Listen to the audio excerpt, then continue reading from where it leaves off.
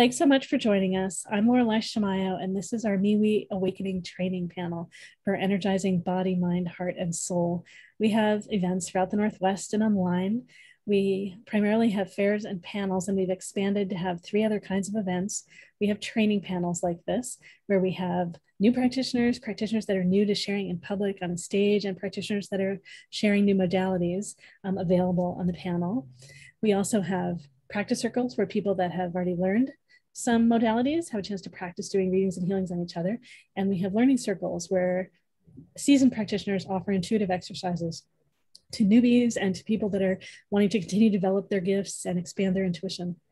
All kinds of different events. It's exciting to be able to reach so many people. So today is our training panel. We have 5 people on the panel today, supported by a couple of us that have done a lot of these events and have been doing the work for a long time. So it's free to be here to listen and learn from all that is shared, and it's half price to ask a question. It's $4 to $12 sliding scale. All that information is in the chat, and yeah, you can pay by PayPal or Venmo, or I can run something on Square if needed. And we're just excited to be here with all of you and to support our practitioners that are stepping in to share their gifts in bigger ways. But we're going to go through and have all the practitioners share about themselves. We don't have a specific theme for the panel today. The theme is really anything and everything. We'll always take a question on anything and everything. And really, particularly today, it's very, very open. If you ask a question of the panel, you might get answers from everyone. Or some of the practitioners on the panel, it's open, and we'll see. Yeah, so we'll go through and have the practitioners introduce themselves first, share about who they are and what they do. And practitioners, you're welcome to share about all the modalities you practice, not only the ones that you'll be sharing here today in the Zoom event. Yeah, and then we'll get started. All right, let's see. So we're going to start off with Julia. And yeah, feel free to take 2-3 minutes. Go ahead and share about yourselves. All right, Julia, you're on. Hi, everyone. Thank you for having me here. It's very nice to be back again at these panels. I am Claire blended, so that means that I have access to all 4 of the intuition types: claircognizance, clairvoyance, clairsentience, and clairaudience. I also channel. I seem to always end up channeling during a reading at some point. And I've done a little bit of mediumship. I'm tentatively thinking about starting to do medical intuition. I'm up to level 4 and vortex energy healing. And I'm also an empath. So, and also what I do right now is I specialize in working with relationships and love. I'm very good at working with people, how people interact and connect with each other, and helping to improve that. So thank you very much. Thanks so much, Julia. Great to have you here on the panel. All right, next is Drea.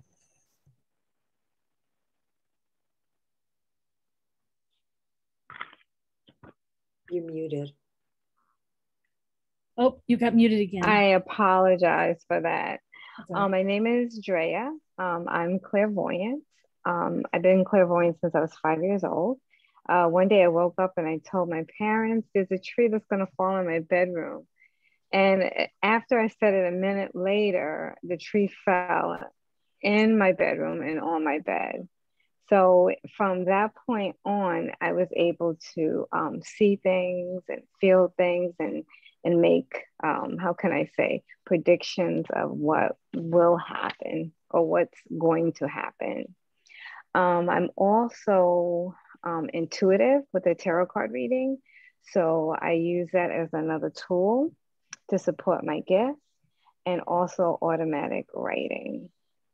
And being intuitive for the tarot reading, my aunt, I remember when I was, 19 years old, she gave me a deck of cards and had me look at it and write what I saw upright. And I wrote it down, and then she took the cards away from me. And from that point on, I had to learn how to read without the tarot cards, without that type of support. But I still do, use the tarot cards, just to let you know. So I had to rely, on my gift more than the card. So that's how I was trained since I was, little girl, if you will. And you can reach me at dreaisgifted@gmail.com. Thank you. Thanks so much, Drea. All right, Gio is next. Hello, everybody. My name is Gio Lundgren, and I am an intuitive marriage and family therapist. A little bit different. My background is in psychology and law and marriage and family therapy. I've been practicing as a therapist for 10 years, but I also work for Laureli and MeWe Fairs as a bookkeeper. So Susie calls me the intuitive bookkeeper. But now I'm also a practitioner. And I just one day got absolutely obsessed with cards and oracle cards and then tarot cards. And I think it would be entertaining to tell you all that as of June, I have purchased almost 50 decks. I'm in the upper 40s of over 24 tarot, and the rest are oracle and a couple other kinds too. I just love the cards, absolutely love them. I am not an intuitive card reader. I read cards more traditionally with the traditional Rider-Waite meanings. But then once I read it, I try and figure out how it applies to the person I'm reading for and their question. And then I throw in a little bit of therapy, like, maybe a suggested course of action or what the cards might be saying. Of course, it's just optional. I'm not currently, psychic or anything like that. I'm just a practical, intuitive, advice-giving person. Let's see what else. I've been an entrepreneur for a long time. Over the last 20 years, I've had a lot of different businesses. What else? I have a Facebook page called Intuitive Therapy with Gio. I own 3 parrots that hopefully will not make too much noise during this panel. Also a landlord, and hopefully won't have too many tenants coming and going. And in terms of the clairs, I'm claircognizant. And I have been for a while. I just didn't really know what that meant. I just sort of know things. And I think it's a connect the dots of my brain just takes a lot of different information and it gives me an answer, kind of like a computer. So I'm a little less woo-woo and metaphysical than everybody else, but it's variety is the spice of life. So still happy to be here. Thank you. It's great. Thanks so much, Gio. And everybody around me was laughing at me when I said I wasn't psychic in the beginning, and I'm still owning it. And so of course you work for me, and we have the more practical side of like our gradual opening. It's perfect. All right. Let's see. So we've got, I think Jess is next and then Sig. Great. Yeah. Hey, everyone. So I'm Jess. I'm really excited to be back here. It's a lot of fun being on these panels. I enjoy them, on the attendee side, but also being on this training panel. It's great. So I've had a lot of the clairs since I was very little. I too am a lover of the cards. So I will definitely be using those, but mostly just being open to whatever messages come through, however they may come through. I've had a lot of experiences with dreams and with non-physical beings. And then in my professional life, I'm actually a trainer and a coach. I mentor people on care practices. I teach about the brain and how we adapt for brain change, dementia a lot of times, but definitely mental health and other aspects, and just how to interact with people in a way that increases quality of life for everyone. So that tends to shine through a little bit as well. But yeah, so thanks for having me, and we look forward to your questions. Thanks so much, Jess. Sig. Well, I've always been psychic since I was a little kid, and highly intuitive. I've been labeled spiritual for a long time. Lately, I've been doing energy work and healing with people, and I do automatic writing and spiritual art. I am certificated teacher for Dancing Jaguar Spiritual Camp for Children. I'm certificated in Ho'oponopono Freedom Technique, and I'm currently working on my certification for card reading. Great, thanks so much, Sig. And we've got Drea and Sig on our training panel for the first time. It's great to have them, yeah. And others that have had a little bit of experience with us. This is great.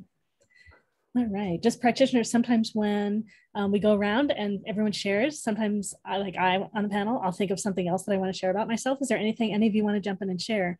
Are there any cards you want to show or anything like that? Feel free to, you don't have to go in order, just jump in. And by the way, we didn't do any practice. We should have done practice earlier. We haven't practiced raising hands too. So I want you all to know how to raise hands, but go ahead, Jaya, you just jump in right now and then we'll practice that afterwards. No, yes, that's exactly. That's a raise hand. You got it. But yeah, go ahead, Drea. I'm sorry. I started purchasing cards, and I had to start with what gravitates towards me. So I think this is called Spice Tarot. It's Spice Tarot. Black. Yeah, I have the book here. I'm sorry, guys. Oh, because I'm not used, because I started with the Rider-Waite and all of the colors, so I know the meaning of the symbols, the colors, the numbers. So this is very new to me. I wanted to get something that I'm not comfortable with, and guess what? It just took me one day, and I'm comfortable with this deck, and it's just from Spice Box. Carolyn was sharing in the chat that she loves this deck. So yeah. Oh, thank you. Yeah, so I use that. I use the energy from my hand as I hear your voice, as I see your face. So I'm constantly closing my eyes, and I'm just meditating, I'm channeling, so I can pick up even more from you. So that's what I'm learning how to do, is the deck, and I'm also adding my existing gift in order to give you the best reading. Great. Okay. Thank you. Any of the five of you want to share anything else? Yeah, go ahead. Go ahead, Sig. Yeah. Yeah, currently I'm using 5 decks. I do have a tarot deck and several others on order. They should be arriving any day. The first one I got that I was drawn to was a druidic one, and it's on animals. I also have a spirit animal of a dragon, and so I have a dragon deck. I have a unicorn deck because I love the artwork.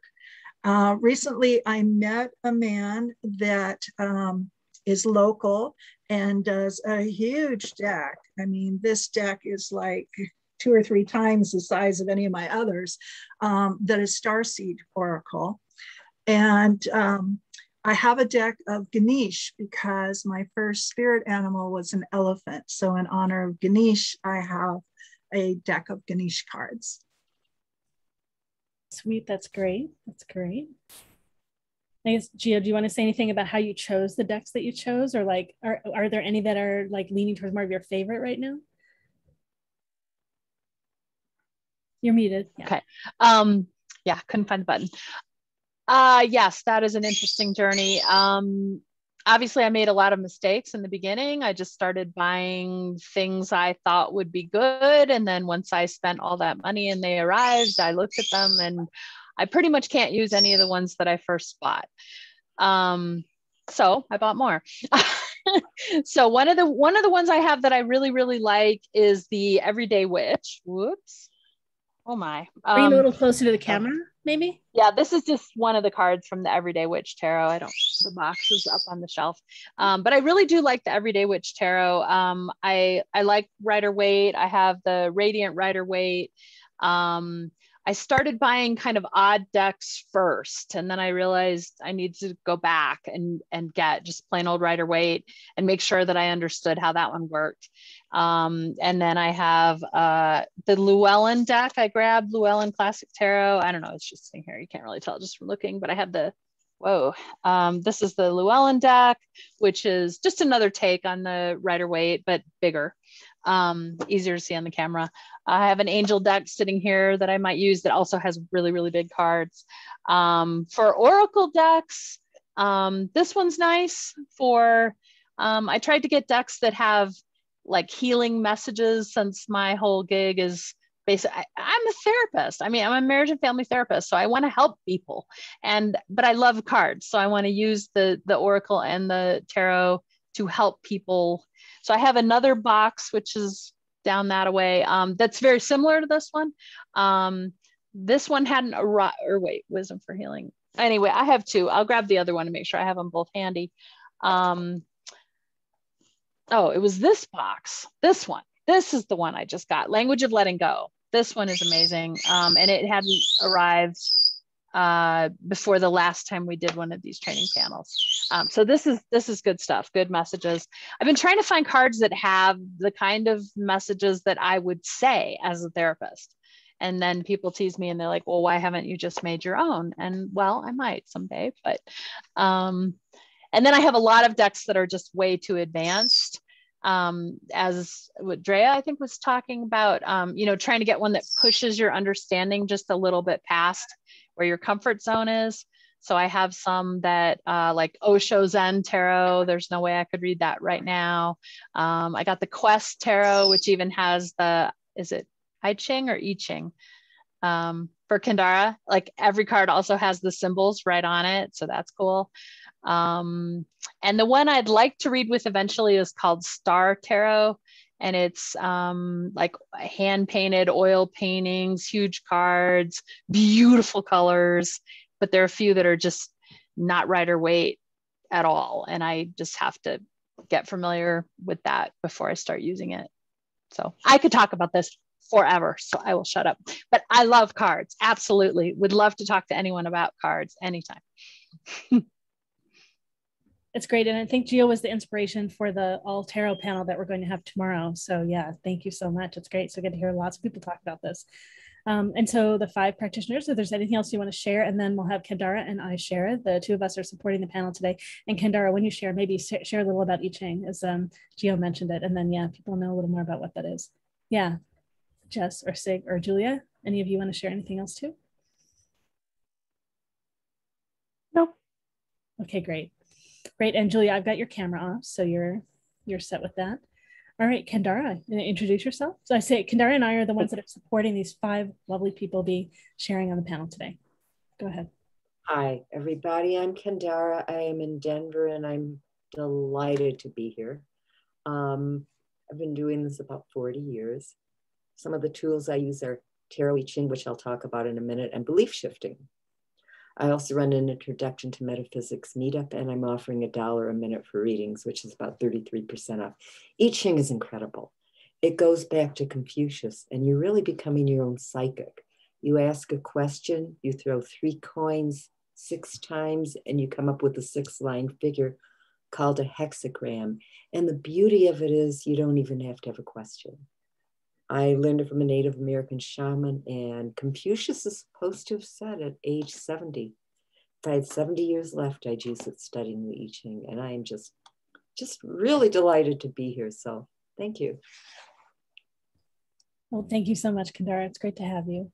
Now, I'm Laureli Shimayo. I'm an intuitive eye reader and a body psychology coach. I believe that we all read eyes all the time, like eyes are a window to the soul. I use a set of archetypes to describe what I see in your eyes, Thrive types. And I think that, as I said, that everyone reads eyes, and you can get a sense of that for yourself by thinking about when you've met someone with dark sunglasses, or like we're looking at Drea's photo right now, you can't see their eyes. There's so much missing. And as soon as you see their eyes, there's so much there. So I believe that we all read each other's eyes. And by having me read more explicitly what it is that you see, it gives you language and a deeper understanding and awareness, and enables you to make more conscious choices based on your soul and other people's souls, if you let me look at other people's eyes too. So I use this to answer questions about your purpose, your career path, relationships that you're already in, or help you create relationships that you'd love to have in your life, be it for romance or business or all kinds of different things. And then my body psychology work is about helping you be more aware of your body and the messages coming through your body. Often your body gives you signals of like what feelings you have, what to pay attention to, like messages of what you want and don't want, and how to respond to situations. So if you're more aware and you listen to them more, chances are you'll make choices that are more in line with your intuition, more in flow, And if you notice you're stuck, there are great ways to use your body to shift and change and just to grow and transform in general. So that's what I do in my work with people. So yeah, so happy to be here too. All right, well, today is our anything and everything panel. So we're taking questions on anything and everything. We have one person in line now. Anyone is welcome to ask a question of the panel. It's a small price. It's $8 to $12 sliding scale and $4 for BIPOC folks as a step towards making reparations. It is half price of our normal panel price for asking a question. Let's see. And before we start, I want to mention that we believe that everyone's intuitive. So you may have, all of you in the audience, you may have messages come through you as we're answering questions. We request that you allow the attention to stay up on the panel today. If you, you might want to write things down as messages appear for you, anything that you notice, like write that down, and you'll have a chance to see, is what came through you similar to what one of the practitioners shares today? You may have something come through you that's equally valid, totally valid, that just no one happens to mention, that you might discover, right? Some correlation. And if you want, when we're done answering someone's question, you could write them privately in chat and ask if they'd like to hear what came through you as well. But please honor whatever they share. If they want to hear it, great. And if they don't, like they might just feel full after hearing our answers. And please honor that and respect that. And just trust that it came through you for another reason. Also, when you ask a question of the panel, we may go deeper than you intend us to go or start talking about other topics that you don't want us sharing about here in this public format. It is being recorded today and will be posted online. So you're welcome when you ask a question to give us some guidance in the beginning to sort of stay in this channel, this lane, or interrupt us and let us know how you want us to tune and change how we're answering. We're happy to, we want to do that. Like we're here to support you and honor you in this process. I think that's the main things for the container today. And then we'll just jump in and start. We've got a first question in line. Oh, and if you do pay to ask a question, you can pay by PayPal or Venmo, or I can run things on Square too. Please let us know in the chat that you have paid to ask a question so I make sure to get you in line. All right. Practitioners, you all set? All right, here we go. I'm going to bring Herschel up as our first question. All right, great to have you, Herschel. Lovely to see you. What is your question today? Hi, everyone. Thanks. I have sort of an ongoing question that's been burgeoning for many years, but there's always new nuances to it. So the question is, how do I sort of navigate? So I'm in a situation with, I have an ex-wife and we have two twin boys who are now 6, and this whole process started when they were 2. So a long, long time ago. We've had multiple, multiple court evaluations, and we're in our second one right now. I'm just trying to figure out how to navigate it. There's just, I would say, a library of people involved. I mean, there's a whole compendium of people involved. There's parent coordinators, there's a court evaluator, there's a bunch of attorneys, there's there's lots of psychologists involved, just oodles of people. And basically we, for whatever reason, she has not been interested in communicating for 4 years. So that makes it really challenging. So, but anyways, the current question is about navigating sort of the impending court evaluation with a psychologist. And I've been told, I don't know if that's going to actually come to fruition or not. And sort of dealing with accommodating with the parent coordinator, who's, I would not say has been, for whatever reason, she hasn't really been impartial. So, yeah. The coordinator has not been impartial? No. And when you say she's not communicated in 4 years, she's not communicated with you, not communicated with the other staff that are involved, or what? Well, so the ex-spouse isn't really communicating with me. And she's communicating with the parent coordinator and the court evaluators. But I mean, obviously, the more important thing is communicate with the co-parent. Yeah. All right, great. And then when is it coming up? Well, I mean, it's in process right now. Whether it's going to actually, I don't know. I don't know. Okay, it's in process, and right. We don't have a date scheduled of the next thing or anything like that. Okay, great. No, practitioners, if you have any other questions or things like that are coming up, feel free to jump in and ask. You can ask them before you come around to your turn to answer. And yeah, if it's easy, Julia, you probably don't have to do this if you don't want to. You could just unmute and let me know. But yeah, so raise your hand to let me know that you want to answer, or Julia, just jump in to let me know that you want to go next. All right, great. Jess is all set to start off answering. Hi, Herschel. Hi, Jess. Hi, I'm sorry you're going through what sounds like a really close to your heart and difficult situation. The first message that I have coming through is about really making sure or working as much as you can to put yourself in a really healthy and positive emotional state about it. So not getting sucked into the worry and the negative emotions as much as possible, but doing what you can to stay healthy, raise your vibration as much as possible. And what I do see is that there is opportunity for change in this situation. And that, you know, it's been a heavy burden, but it's, my cards are telling me that looks like it could come. I mean, it's not going to go on forever.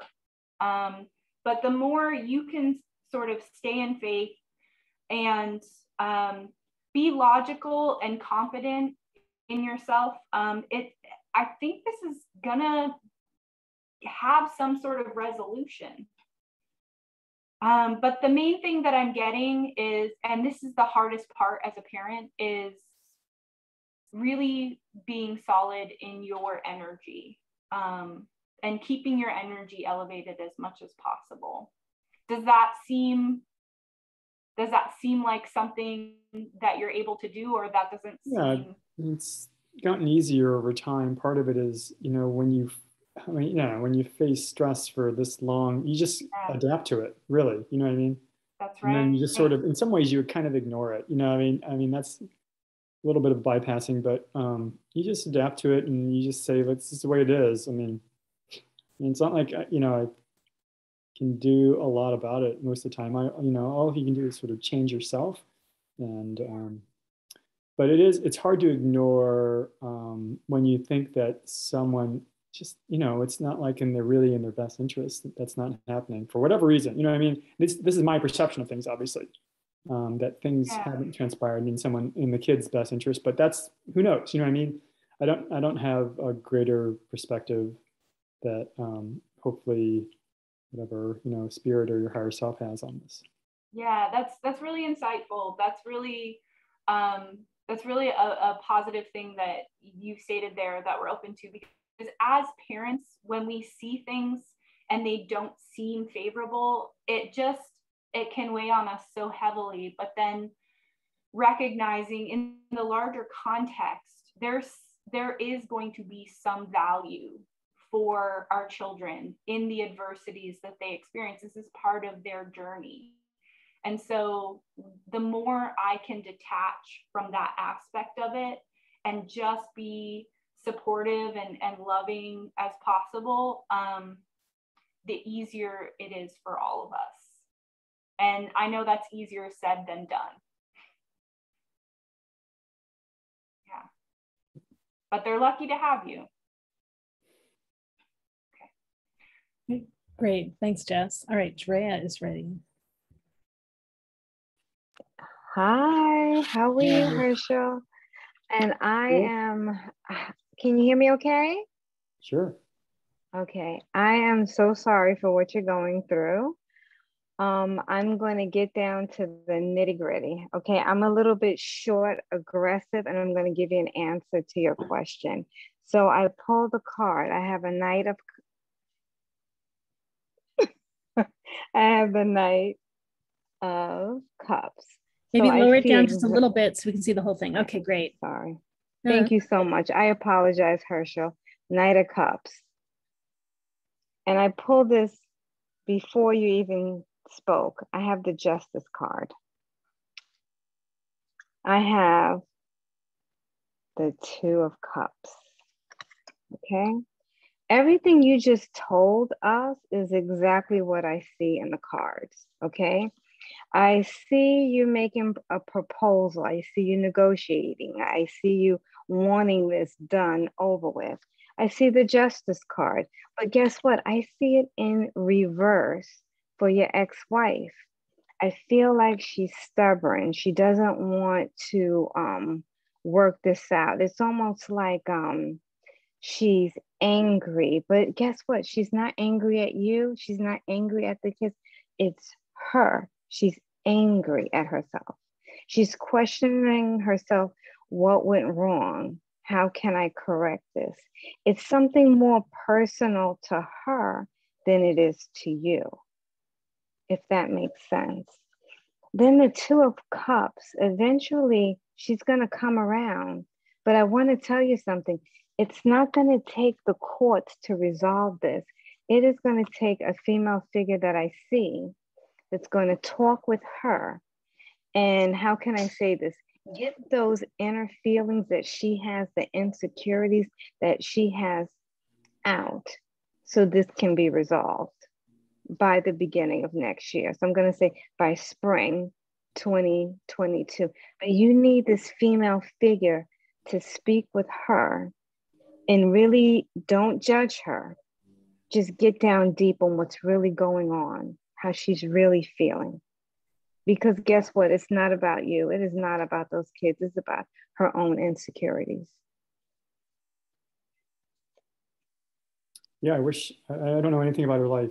You know, we're not really communicating, so I don't know who's involved in her life, actually.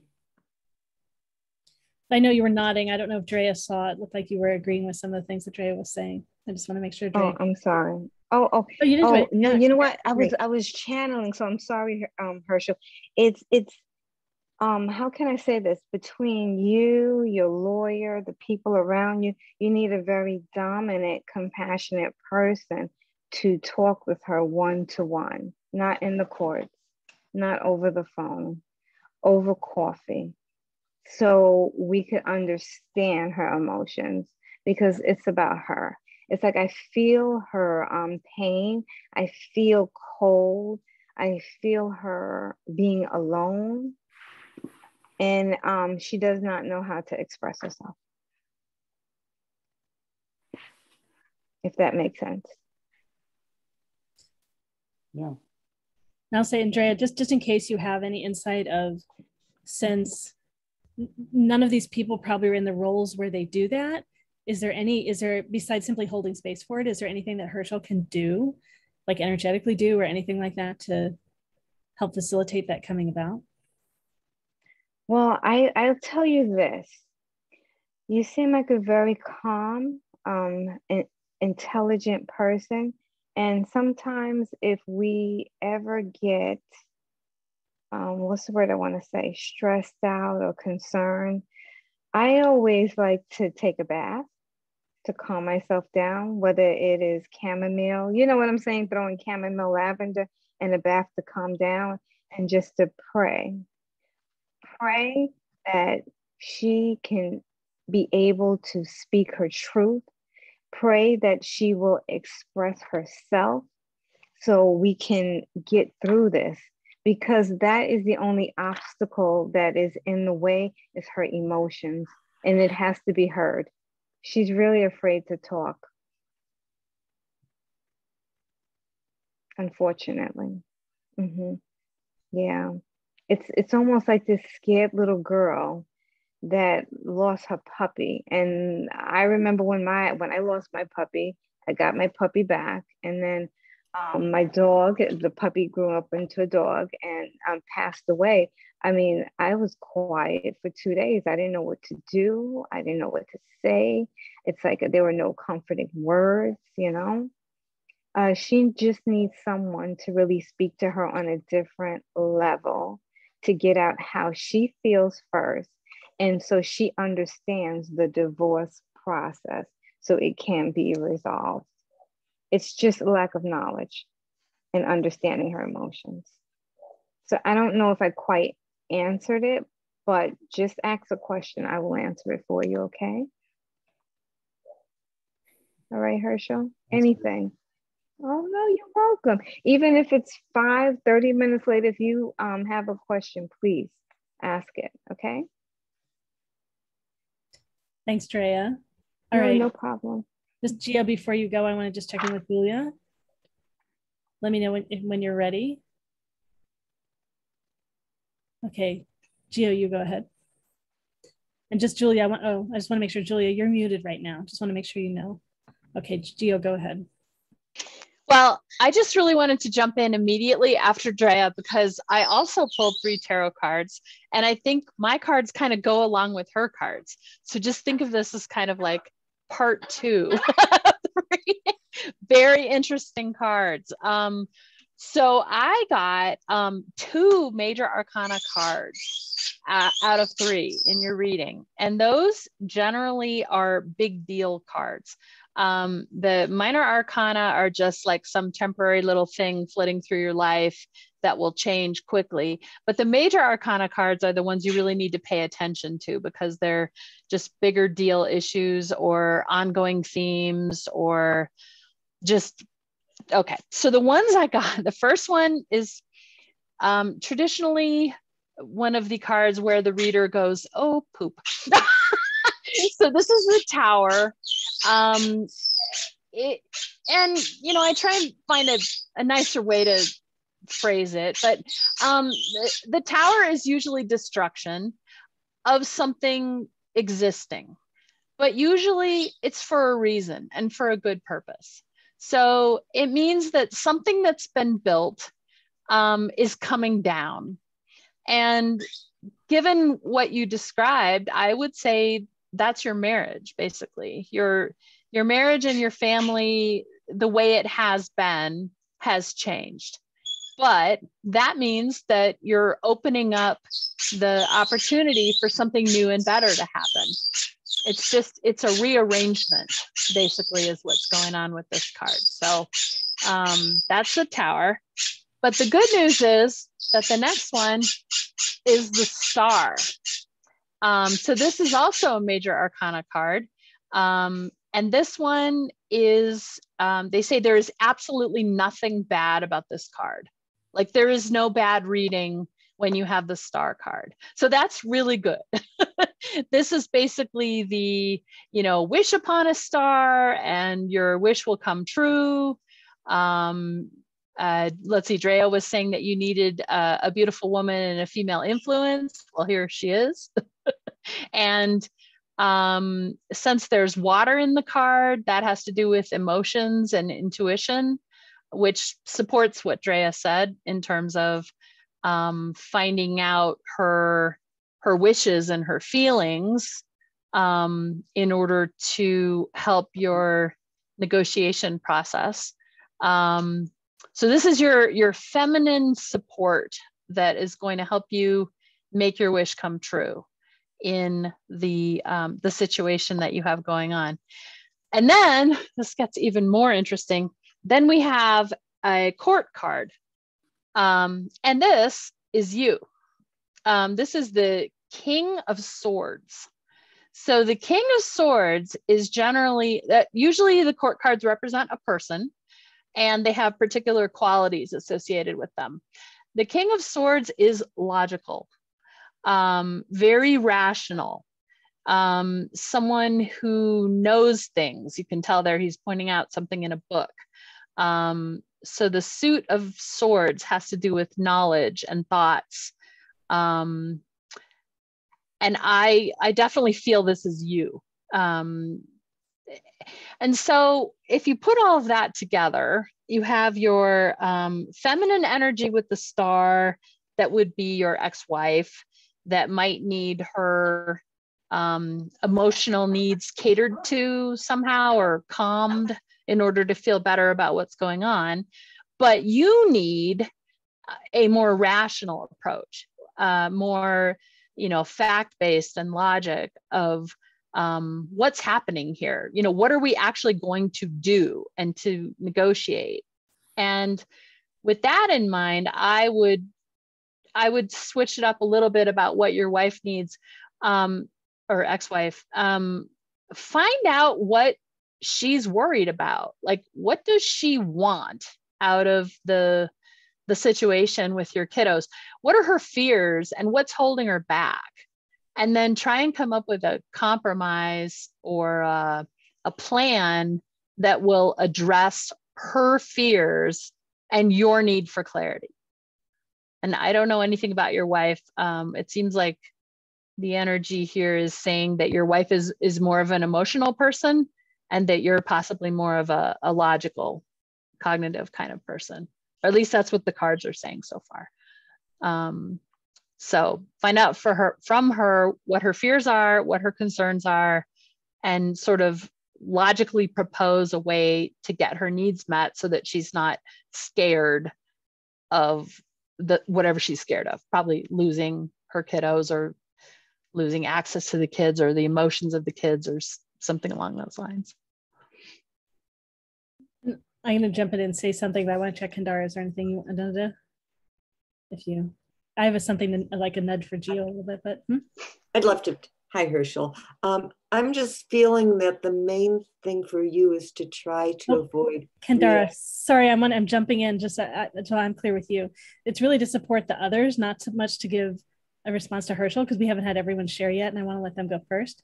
Okay. Is there anything you wanted to share, like for Gio or for any of the others that have shared right now, of encouraging them?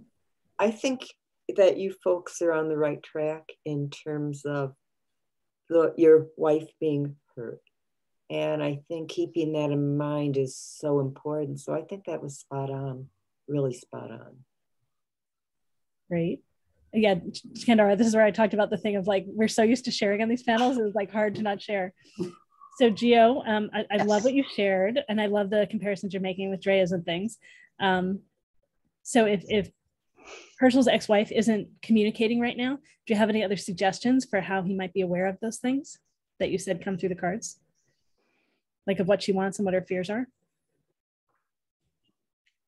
Well, I think she needs like sympathy and compassion of reassurance that she's not going to lose her kids or access to her kids. I think she's probably stonewalling because she's afraid to enter the arena of negotiation for fear that she's not going to get what she wants. And so instead she's just saying, no, I'm not going to talk, because if she doesn't talk, she can't be negotiated out of what she wants. Because, you know, I think Herschel is a logical person, and she might fear that she would be out logicked. And that's why she's saying no. So a reassurance that it's going to be okay, and that her needs will be represented, her wishes will be represented, the outcome will be fair, because Drea got the justice card, which is amazing for this particular reading. So I would want to know, what are her fears, what are her concerns, and give her reassurance that those will be honored in the negotiation. Great. Is that at all what you were?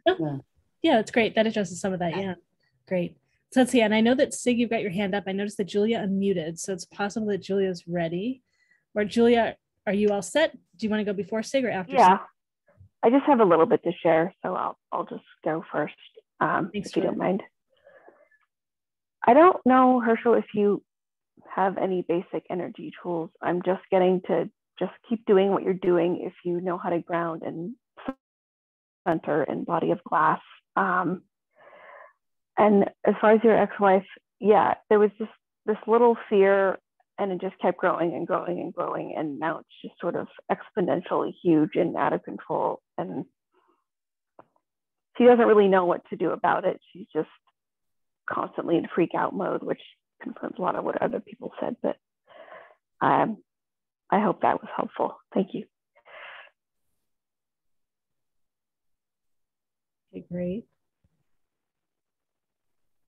Kendara, if there was something you want to get, Kendara, go ahead. I think what Julia said is right. She's in a state of such an emotional thing that she's almost afraid to move either way. So just keeping that in mind will help you step back a little and will just create a better space. So yeah, I agree with that. Okay, great. Thanks. Thanks, Sig, for waiting. Go ahead, Sig. Herschel, do you meditate? Mm-hmm. I when I drew it, I had the intention of finding out what you needed to do for you in this situation, not about all the other players, because your story, to me, it indicated you were scattering your energy into all these different players you have no control over. So I pulled what would help you the most in this moment. And I went to Ganesh because Ganesh is the one you go to when you want help with travels. And you are traveling this journey into this court situation. So I don't know, I hope you can see that, but he's surrounded by purple. And the card says enlightenment. Well, I thought that was kind of an odd card, but it's indicating that you should spend a bit more time in meditation and connecting with your higher self, to insert into yourself instead of being pulled in all these different directions. But I wanted clarification, so I went to the animal deck. And I thought this was interesting. I pulled the ram, and I don't know if you can tell, but in the background is his ewe and his lambs, quite a ways in the distance. And the ram says to be perseverant, to have patience, but to concentrate on your daily activities, your daily joy in your own life and what's going on around you. And but keep your eye on your goal as to what you truly want as your outcome. But just stay centered and enjoy in yourself. I hope that helps. Oh, thanks. I mean, that's honestly, I don't have, I mean, there's so many decisions that had been imposed on me in this last 4 years. And and then the next court evaluation that's impending, there's not really a negotiation involved. There's just, someone's going to make a decision. You know what I mean? I wish I could negotiate. I mean, honestly, 4 years ago, we started negotiation and it just never materialized. So that's the goal, is to go back to negotiation, but there's no negotiation. It's just, it's like these decisions are totally external to me. Oh, let's see. All right, and we've got Drea that's got a little bit more to share, and Jess that's got a little bit more to share. Go ahead, Drea.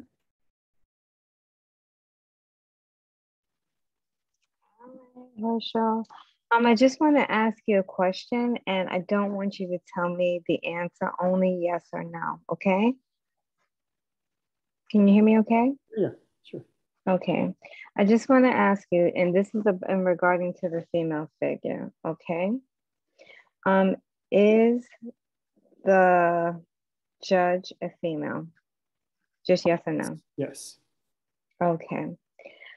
Is your mother around you when you go through this? Meaning, is your mother around you when you're going through, whether it's phone call or in person? Well, I mean, I talk to my mother several times a week, but she has some form of dementia. She doesn't really participate in sort of, you know, coherent discussion about this. Okay. I don't want to get too personal, but whoever is the third woman that is around you, I believe that their birthday's over the summertime. Just keep it to yourself, okay? That this female figure is the one that needs to, I don't want to say befriend, but just try to communicate with the person. That's all. To get whatever is hidden needs to be revealed, the emotional component of all of this. Because I feel like you're still not getting the whole story about emotions. Does that make sense to you? Yeah, I mean, I wish, yes, because I don't know anything about her emotional status other than what I can discern from her behaviors, the limited behaviors that I see, and what other people tell me, like yourself, but not other people that know her. I don't know, I'm not in communication with anyone that knows her. Yeah, because I don't see someone from her side talking to her. It's someone from your side, like a female figure that is going to put all this together, the pieces together. So I can't say it because this is recorded. So I just want you to think about this other female figure that is around you, that you do communicate with. I think that will be the key for you. And I'm just going to leave it right there because I don't want to say too much, okay? It's great, Andrea. If you want, you can always chat something that we don't say in the recording, and you can private chat it to Herschel also, if you want to. All right, and Jess has a little bit more. Go ahead, Jess. Yeah, so I'm seeing some of the things that folks are talking about, recognizing that, this is kind of shady business with that lack of communication coming from defensiveness and feeling overburdened by this. But I really want to come back to this idea, and what I heard was be unflappable. Be unflappable. And if I, to share an image, if I can get it to, this is the image that I would want to share. And it's harmony and resolution. So in your meditation, focus on harmony and resolution, because you're not powerless. Even though you're pretty bound in the way of physicality and what we would normally focus on, I'm sure it feels like it's out of your control. And I'm imagining it's a feeling of powerlessness in this really, really important thing that's going on. And so energetically focusing on harmony and resolution, because no matter what your ex is going through, no matter her emotional state, the highest good for all of you is what's really important. What's good for your kids is her well-being as well.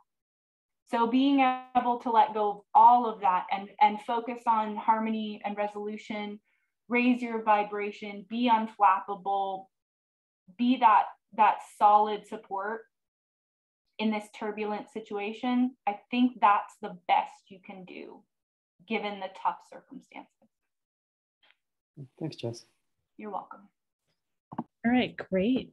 All right, so Kendara, I'm going to leave the opening if there's anything else kind of in summary that you want to share, or yeah. I think that everybody did really well. I think when Jess said to try to, just step back and give her the space, I think that was spot on, seeing it from her space, but I think everybody covered it pretty well. Great. And I was saying, Herschel, we feel for you of how sometimes the justice system is not fair, and people are involved that are not impartial, and that's hard. Yeah. All right. Well, thanks everyone. Thanks so much, Herschel, for diving in and everyone. asking a question of our panel. It's great. All right. And who is going to be next? I don't think we have anyone in line yet. Did anyone want to ask a question of our panel? It is a great deal, low price today. It is 8 to 12 sliding scale, $4 for BIPOC folks, excuse me. We appreciate your support and encouragement of our panel members. Just checking to see if anyone has paid. Oh yeah, so maybe someone, no, that was last night.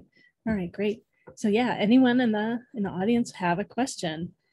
And if you don't, there are possibly someone on the panel that has a question. We would love to answer a question from you if someone has a question for our panel. Yeah, let's wait for a moment and see. Yeah, if you want to ask a question, just let us know in the chat and we can work on getting you up here and having you pay when you're done, just to get things moving.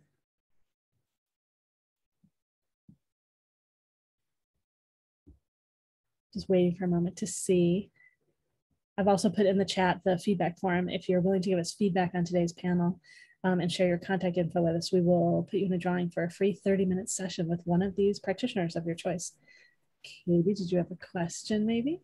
I have a question, yeah, and I can pay you after I ask if that's okay. Yeah, that's great. Yeah, I've been just doing some research about empaths and like highly sensitive people.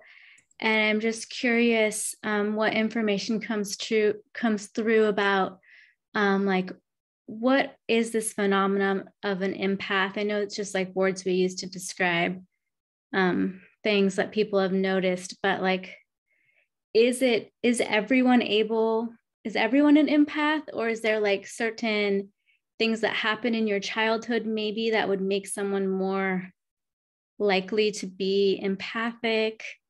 Yeah, I'm just curious what you all have to say about that.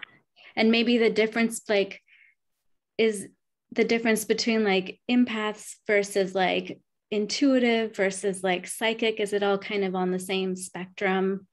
So that kind of thing. Okay, great. And is this their first time coming to one of our events? Yeah. Great. So yeah, so I didn't explain this. And so one thing that can be helpful is if you ask a question that's personal, and your question totally could be personal. Is there any way that you want to explicitly make it personal? And are you okay if they answer it in personal ways? Yeah, that's fine with me. I guess, let's see, try to make it personal. I mean, I think that I am empathic and also intuitive, and I did have some trauma in my childhood. And so I've heard it like related to people who are empathic are like hyper vigilant. So they're always looking to see, they're feeling out other people as a way to like cope and feel safe. And so I guess I'm curious if that's universal, or I don't know, just whatever information comes through.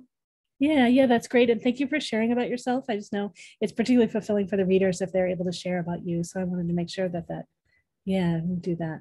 All right, great. Well, let's see. We had some hands come up and down, and I want to check of the ones that shared later. I just wanted to give you an opportunity if you wanted to share earlier in the process. I would like to share, yes. Okay, let's have Julia go first this time. Go ahead, Julia.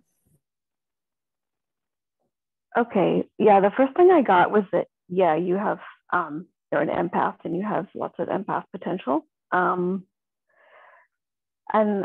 there are a whole bunch of different empath categories. I feel like you are at the moment an emotional empath, so it's sort of flickering on and off, but sometimes you get little bits of emotions from people, but your filter isn't very good, so it's hard for you to distinguish what's yours and what's other people's. That's another big thing for empaths.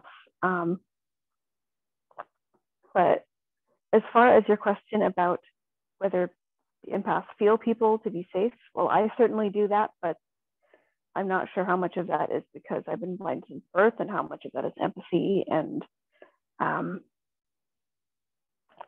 I've had some mental illness in my life that I think was probably caused by being an empath as a little girl. But then a lot of my gifts were shut down, so I'm not sure how much that affected my empathy level. I think they've come back on since, but I hope that was helpful. Thanks.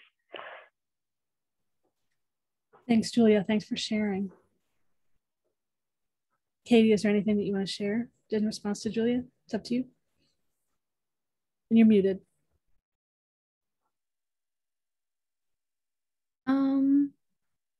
Well, maybe if she has any advice for discerning what's emotions are mine versus other people. Yeah, Julia, is there anything you want to respond? I wish I could be more helpful. I haven't had that problem, so I would just have to research stuff like the internet. There's good books on it. There's like Judith Orloff has a good book, and so does Rose Tree has a whole series of books. But sorry, I couldn't give you any direct answers. Can you say that second name again? Rose Tree. Okay, thanks. Yeah, great. Katie's writing them down. Cool. All right, great. All right, so Jess and then Drea. Go ahead, Jess. Yeah, hi, Katie. So appreciate your question. It's definitely my belief that everyone does have these abilities. It's like just degree of awareness of it, right? Trauma, I think, certainly comes into play. I mean, there's a lot around sort of near-death experiences, and when it's really pronounced, people often wonder, oh, you know, did you have a near-death experience? Because that seems to really blow things open. But I teach about the impact to the brain of dementia and trauma and stress and different things. And what happens is when we have trauma, it puts our amygdala, our fight, flight, fright center, into kind of hypervigilance. It really ramps that part of the brain up, and that part of the brain can be on constant alert. And so when you are on that constant alert, it shuts down some of the other parts of the brain a little bit. So we're not able to take in as much in other ways, but we're really dialed in to that threat perception. So you can certainly be kind of hypervigilant and hypersensitive to energies in that regard. Advice for recognizing sort of what's yours and what's not. I've definitely been in many situations where I'm bombarded with what's around me and not able to separate. So many situations. I remember I cried. I was bawling my eyes out for 2 days about my mother, which I had been over my mother for years at that point. And then finally my sister came over bawling about her mother. And I'm like, it was you this whole time. It's really tough to separate that out sometimes, particularly when it's people that are close to you or just general energies. But some of the ways that I draw distinction are really just taking a moment to kind of go, is this mine? Does this make sense for me? But then either way, starting to learn how to protect your own energy, whether it's surrounding yourself with light or looking at different techniques. And there's all sorts of possibilities, even if you just put it into YouTube and see what you're drawn to. But starting to shield your energy a little bit so that you don't have so much coming through. So setting those intentions, doing visualizations, those sorts of things can be really helpful. I'd like to offer a recommendation, which you are welcome to check out or not check out, but I would highly recommend Conversations with God, actually. I think it could answer just so many questions for you and really open you up in a big way. Audible has books 1, 2, and 3. When you have a membership, you can get book 1, 2, and 3 with 1 credit, and it's phenomenal. It's such a joy to listen to. So I'm just putting that out there, and you can check it out or not. Jess, if you're able, could you just say maybe a few words about what are some of the things in the book that totally call to you that might be relevant? Yeah, absolutely. So I mean, that G word can be a trigger word and really put a lot of people off. And certainly I wouldn't have been open to it, a few years ago. But the books are a dialogue. And a lot of people would refer to them as channeled. Literally, Neil Donald Walsh reading, just getting to this point of ready to give up. He's just at a loss and just why? And he just winds up feeling the urge to write, and the answers come through. And that's how it's kicked off. And he's a deeply curious person. And so it just dives into anything and everything that you can think of. And then I'll also share that while I was really focused on this idea of communion with God and hearing God, or, you know, spirit, or whatever label you want to put on it. I really did have experiences myself. But that's not why I'm suggesting this to you. It's an incredible perspective on, I don't even know how to describe it, just life and so many things. And it does specifically respond to this question that you have about, is everybody empathic? Is everybody psychic? What does that mean? It strongly addresses that and many other aspects of living. So highly recommend it to everyone. It's heavenly. Great. Thanks so much, Jess. Thank you. All right, great. And then Drea, you had your hand up and down. I don't know. Okay, great. Yeah, Drea's ready. Go ahead, Drea.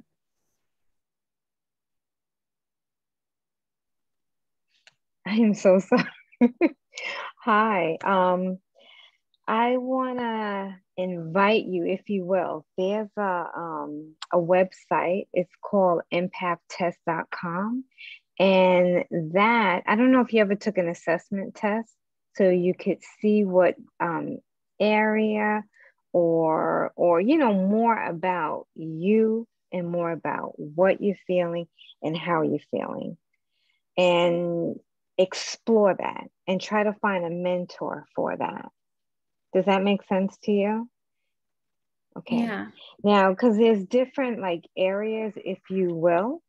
Like I could see just about all areas, let's just say 75%, where there's someone that, if you will, has more, I guess, gifts than I possess. They could see the other 25%. So you have to find out what your niche is. Is it seeing, hearing, you know, whatever the case is. Okay, automatic writing, you just have to get to the nitty gritty of it. Then you have to find a mentor. And just like she said, the biggest thing is protecting yourself. It doesn't matter what religion you are. You could protect yourself with certain quotes instead of prayers. You could protect yourself with baths. You get what I'm saying? Teas, you know, something very, very natural. But once you know that you possess this type of energy, the next step is finding out, if you will, identifying what if you will, channel or energy you have, and getting a mentor and protecting that energy. So this way you can go into a mall, you can go into, you know, a crowded store without feeling the effects of it. Because not a lot of people can meditate or ground. Okay. A lot of people, you know, can't. I'm one of them. But, you know, maybe you have to do something else. You know what I'm saying? To ground you, you know. So that is my advice to you. And you will find your way very quickly by the end of the year, which direction you should go. Thank you. Great. Thank you, Drea. All right, Sig is ready. Go ahead, Sig. Yeah, we're energy beings. And so it's up on energy fields, whether it's from one person or several people in a room. You can walk into a room and don't like the energy, you don't like the way the room feels or the way a person feels, or you're instantly drawn to a person. And well, that's you picking up their energy. And all of us have that ability. Some of us are more sensitive to it than others. And some people broadcast their energy further than other people. So that can how you feel. Probably something has come up, and that's why you're asking this question. So you might get more help if you ask more specific, but in general, I'd say learn some techniques to protect yourself from unwanted energy fields if you are overly sensitive to it. One of the things you can do, they mentioned grounding. One of the things that's real easy is go take a tablespoon out of the kitchen, take your bare and rub that spoon on the bottom of your bare feet, and that can help you to ground so that your energy is more your own. Zipping up your chakras is another way. Envisioning white light coming down and encasing you in pure love and protection is another thing you can do, especially if it's an energy that's unwanted or unpleasant. Various crystals can help to ward off unwanted energy.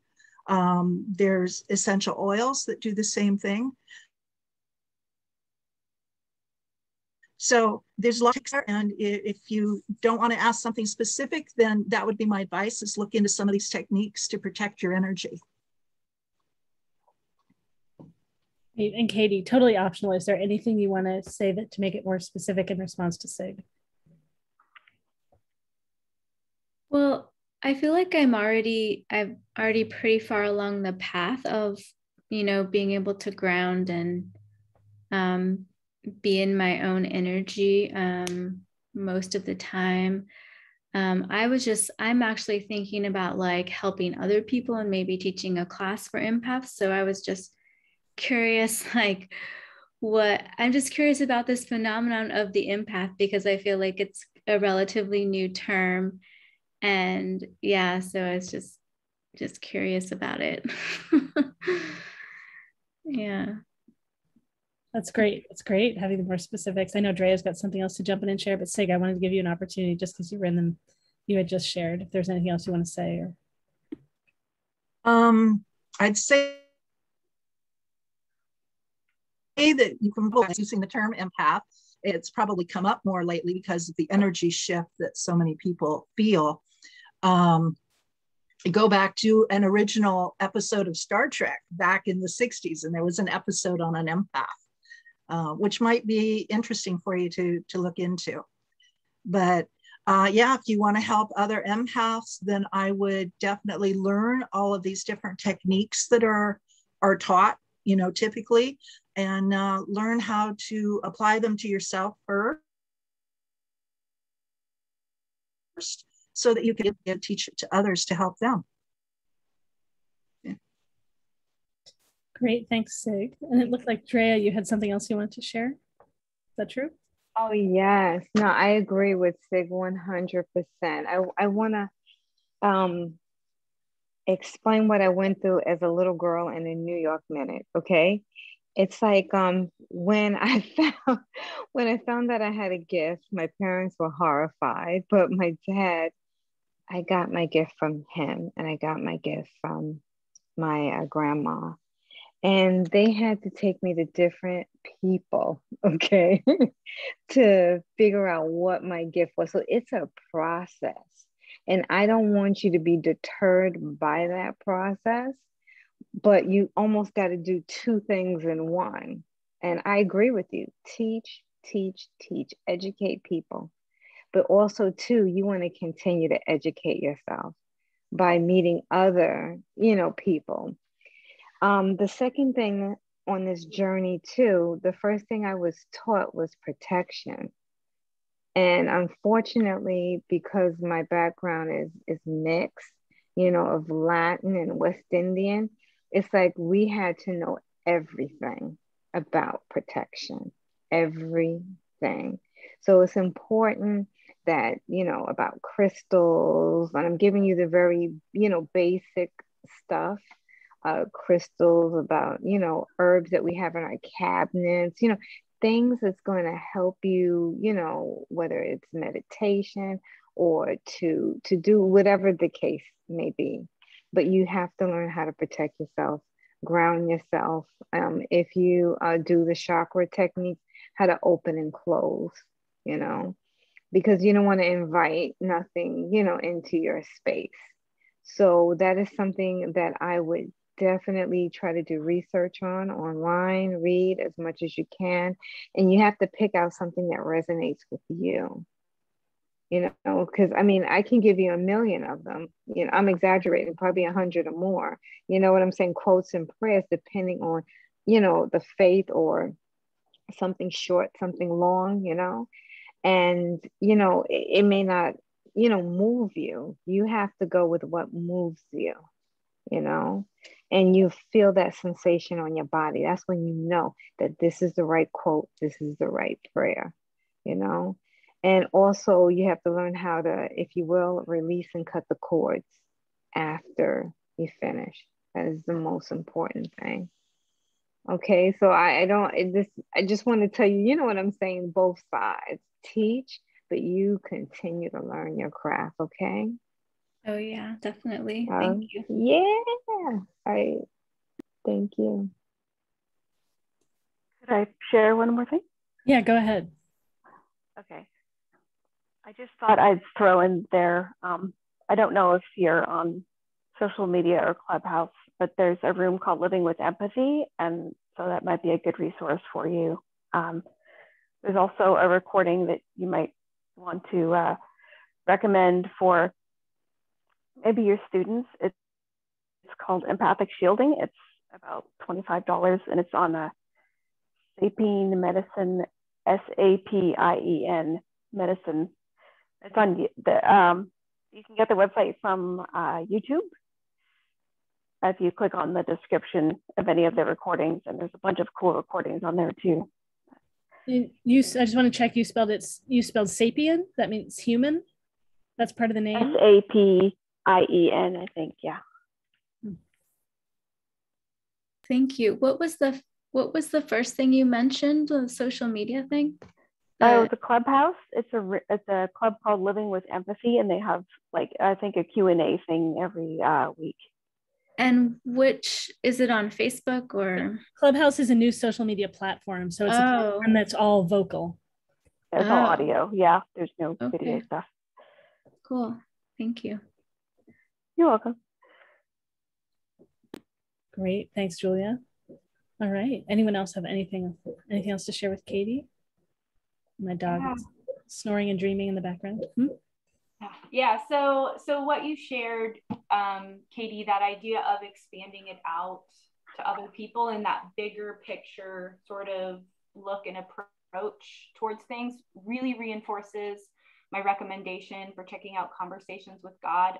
I can't emphasize enough how much I think that will be helpful for you, not only personally, but in supporting other people. Neil Donald Walsh also does monthly e-treats, and I think it would be a really great model in a lot of ways that can support sort of that aspect of things for you. So, great, thank you. Great. All right, practitioners, anything else to share with Katie before Kendara and I dive in for the tiniest little bit? All right, Kendara, go ahead. I think everybody's really covered it. I love the fact that you're wanting to teach people. I think everybody's got it. It comes from the word empathetic. So my hat's off to you. So good advice here. Yeah, that's great. I agree too. I think everyone's advice is lovely. And I appreciate, Katie, that you've allowed me to ask questions, have it get a little deeper and more personal and all that. And I think having personal experience is a great way to be a teacher. And the things I see in your eyes are consistent with all of what you're doing too. So it's great. Great, thank you all. I appreciate it. Oh, you're welcome. I put a link in I put a list in the chat of some of our upcoming events too. If you're interested, we have lots of different online events. Great. Yeah, and I'd say, and then our fairs, you can come in and share, like you can be a teacher in the fairs too and share about being empathic and all those kinds of things. Yeah, I would love to. I just found you last night. So like, oh, I recently moved up to Washington. So I'm still trying to find my community. And yeah, I wanted to ask you, it said there was going to be an event in Anacortes, but there's 2 different dates. Is that happening next weekend or not until the summer? Oh yeah, so I don't know where you have it posted. So we postponed the events from this month. So Anacortes doesn't happen again until next year. The venue that I'm using on Anacortes, I can't have an event there when the ground will be too wet. We have to use the ground as a parking lot. And so, yeah, so I got to wait until next year, but we will be having in the Seattle area in December. I think we're moving our schedule ever so slightly still. And there's a big one coming up in Kent that I volunteer for that's in the beginning of November.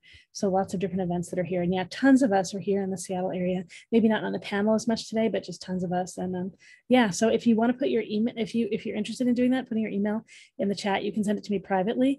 I'll just say Gio also works for me. And so Gio will send you tons of information about all of our events and joining our events too. Oh, cool. Well, yeah, actually just subscribe to your mailing list. So Great. Is that? That'll give you some of it, but there's a bunch of other backend stuff for practitioners too that Okay. we'd love to send you. All right, great. Thank you. You're welcome. Thanks for jumping in and asking a question. All right. Are there any other questions? Oh, yeah, great. Drea knew I was a New Yorker. You got it. I was born in Brooklyn. You're right. Well, my parents were both born in Brooklyn. All right. Let's see. Let's go see if anyone else has said they want to ask a question of the panel. I could join the New York club also, if need be. All right. You're from New York too. Yeah, this is great. I lived in, well, right. I wouldn't say I'm from, but Manhattan for 6 years and Ithaca for 8.5. Great. So, hey, we're stereotyping. We New Yorkers, we're saying we have a stereotype. And yes. Yes, my older siblings are from Brooklyn, but I'm from the island. Long Island. Long Island. That's great. All right, well, let's see. So anyone else have a question? And thanks for your email, Katie. Anyone have a question of the panel? And just like Katie did, you can, and Katie, I got your payment. Thank you so much. You can jump in and ask now and pay afterwards if you want, just to speed things up. We are happy to do that, to accommodate that. See if anyone else wants to leap in and ask a question. This is Irene. I do have a question, and I haven't paid yet either. So I can pay after also. That's great. It's optional. If you want to turn on your video, I can bring you up in the spotlight, but you don't have to be up in the spotlight. You don't have to have your video on. It's up to you. Okay, I appreciate that. I am driving right now, so I probably won't turn on my video if that's okay. Yeah, go ahead. Okay, so my question's kind of a heavy question. So I have a daughter that's experienced a lot of mental health, just a real change in personality for about 5 years. It's been very up and down. She's away from home again in college, but you know, she's just somebody that has a hard time living on her own, and it's really stressful for me. And I've also been a person that's had a lot of trauma, like lifetime trauma. So this is just like, it's just like kind of brought my life to a standstill from time to time. The only thing that's really been helpful is about probably 12 years ago, I started getting some spiritual messages, like I could hear them in my head. I've always had some of the, you know, some like psychic mediumship stuff, but I started getting this like kind of out of the blue. And so this individual's, it stayed with me like for all these years. And then when this kind of stuff started up, I mean, throughout all of her stuff for 5 years, it was this, you know, connection that really kind of got me through. It was more helpful than anybody in my life, period, really. And still, and I'm back to that again, kind of. So I just wanted to see if anybody has anything that they're, you know, they can pick up on this. I mean, I surround her with white light. I depend on, you know, my connection in the spirit realm, which always I get the message just to trust, you know, trust this person. He's watching over her, but that's so, I've never been able to trust anybody. So, I mean, that to me is like a starting point. So I know this is a really heavy question, but I think that I feel like this, I get a lot of connection that this is a twin flame for me in the spirit world. So I'm like 100%, I have that feeling. At first I didn't, but I do now. So I don't, it's just been it's kind of a dark time off and on, and the up and downs and being empathic by itself with all this emotion really is sometimes difficult to navigate. So I don't know if that's enough of a question or if anybody has any insight on that, but that's kind of where I am and what it just kind of brought me to this tonight. I'd forgotten about it and then it popped up. I wasn't even on Facebook today. So I kind of feel like I'm meant to be here to ask this question, if that makes sense also. Yeah, thank you so much, Irene. And it's okay that it's a big or a heavier question. I have one question for you. I thought your question was going one direction. It's kind of going another direction, and it can include both things, or it can focus in one direction. You started off sharing a bit about your daughter and having a lot of mental health stuff and a lot of ups and downs for 5 years. And then you shared about your own background and how that's kind of the context of being with your daughter, that being a bit hard given your own background, and also the solutions kind of and the resources you have. Do you want the practitioners to focus their answer on you and what this means for you? How much do you want them to bring in about your daughter? Like what would you like? I think just whatever they're getting, if that makes sense. I mean, I'm okay with either one. I guess me handling this is probably my primary point in all of this, because it is difficult to handle. But also, I mean, I feel like a lot of times she's in danger, and, you know, she doesn't see things the same way. So it's kind of jumbled for me. All these, it's like two roads came together into one. So these things are really intertwined for me. So I think whatever they're getting to focus on, I'm okay with, because I'm not exactly sure which one is more important to me. Oh, that's great. That's great. It's fine for them to do both. I just wanted to support them with that guidance. All right, great. Thank you so much, Irene. Yeah, thank you for trusting us with this question. All right. I appreciate, Jess, that you were ready to go. Let's just see if anyone else that's waited a little bit, if they want to jump in. I want to give them that opportunity first. All right. Yeah, it's okay if none else of you are ready. I just want to give you that space for it. Okay. Okay, go ahead, Jess, and then we'll see who's next. Oh, this is a question after my own heart, because I identify so much with your story. My daughter is still living with me, but I have a very traumatic, adverse background. And my daughter has been experiencing major mental health crises the last few years. She's starting to come out of it, but it's really been central for me as well, managing for myself and figuring out how to support her through this. And yeah, there have been some serious health and safety concerns and those aspects. So I identify so much with where you're coming from. Obviously your situation is different, but yet I feel so connected, and unfortunately experienced in the situation in a regard. The first thing that I want to say and talk about is for a while, I was really obsessed with this YouTube channel, Anthony Cheney Productions. I don't know if I'm saying his name right, but he's got just a ton of videos where he's interviewing people with their near-death experiences primarily. And one message that really stood out to me was this woman who, had died and obviously come back to tell about it. But she was sharing about this coworker that she really did not like. And she just really kind of had it out for this coworker. She couldn't stand her. So she had really hated on this coworker. And when she had died, she had seen how difficult this woman's life had been. And she really came to the realization that this woman had really done amazingly for herself, considering what she had been through.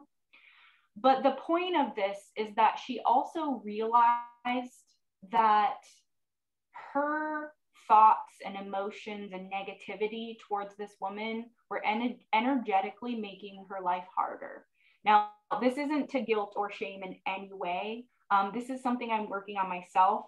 My worry, my concern, my fear projections are something that I'm trying to get an energetic wrangle on, because I really want to see my daughter as protected, and just send her as much well-being and love energetically as possible.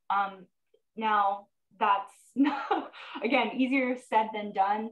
And you mentioned trust as a major issue, and that you haven't been able to trust anyone, but this isn't about trusting physical people. This is about trusting spirit and the non-physical realm, that they've got her, and what she's going through is part of her journey, and she's going to come out. And I already see this with my daughter. She's so much more strong, resilient, and wise from the adversity that she's gone through. And although she's still emotionally in the throes of grieving and other, not as positive aspects of this life experience, I can already see just how much she's grown and how amazing, you know, these adverse experiences are going to be for her on the other side, and being able to support other people. And I don't know your daughter's situation, but I think that we want to see our children as safe and secure, even if that isn't physically what it looks like, but having that knowing. And then what I've got for you is the idea of energy work. So you said you weren't sure, you know, about focusing on her, about focusing on you.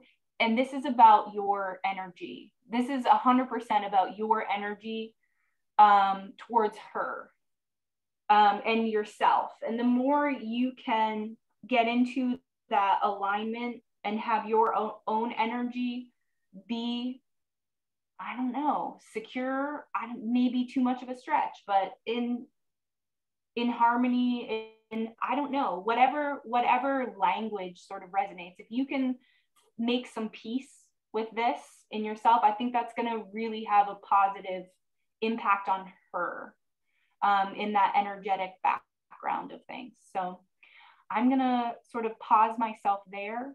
But yeah, thank you so much. I so appreciate you coming forward with this question and, you know, just sending love. Thank you. I appreciate that. Thanks, Jess. All right, Drea.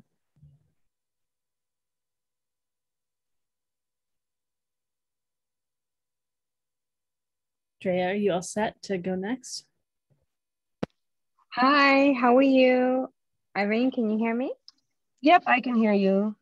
Hello. Okay. Hi, how you doing? I'm going to try to answer 2 of your questions, and I hope that this helps. I see like the Hermit card, the Wheel of Fortune, and also a Justice card came back again. Hermit card represents to me in your situation clarity. So you want to, if you will, validate your gift. Your gift, believe it or not, it came from birth. And it's totally optional if you want to. Yeah, you don't have to turn on your video, but if you were showing cards, I wanted to make sure you knew we couldn't see. Oh, I am so sorry. No, this is what I see in my head because I don't need the cards. That's okay. So that's great. That's great. Mm-hmm. Okay, I'm sorry, Irene. I see the Hermit, the Wheel of Fortune, and the Justice. The Hermit represents to me clarity. You need validation that you have a gift, and you do have that gift. And again, it's just about you utilizing it, if you will, to the best of your advantage. You also have to, with that gift, you have to understand certain skills, like I mentioned before, about protections, about quote, prayers, you know, just protecting yourself. So again, I would seek a mentor to develop that to the point that, you know, you could do what you need to do, because there is a mission for you. Sometimes it comes early in life, sometimes it comes later in life. As per your daughter, she could always, or you can always help her find a social worker that can give her the life skills that she needs.